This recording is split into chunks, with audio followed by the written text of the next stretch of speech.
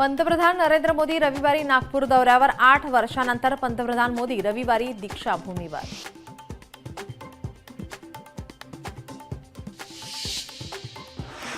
विमानतळ परिसरातील उंचीच्या नियमांचे उल्लंघन, बांधकामे अथवा इमारतींवर कायद्यानुसार कारवाई करा, हायकोर्टाने महापालिका जिल्हाधिकाऱ्यांना बजावलं।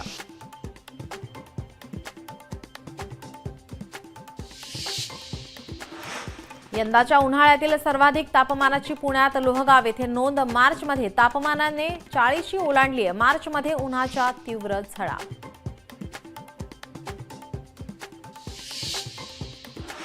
स्वारगेट अत्याचार प्रकरण आरोपी दत्तात्रय गाडेच्या न्यायालयीन कोठडीत 8 एप्रिलपर्यंत वाढ। प्रथम वर्ग न्यायदंडाधिकारी अमोल शिंदे यांचे आदेश।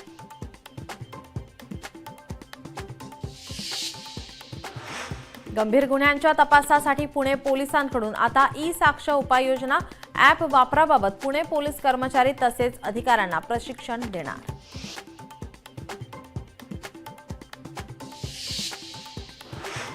नागपूर हिंसाचार प्रकरणातील आरोपी मोहम्मद इंजिनियरची जामिनासाठी कोर्टात धाव। नागपूर जिल्हा सत्र न्यायालयात जामीन मिळवण्यासाठी केला अर्ज।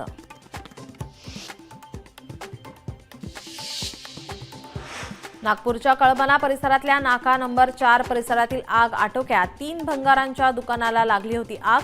आगीत परिसरातील घरांनाही घेतला होता पेट।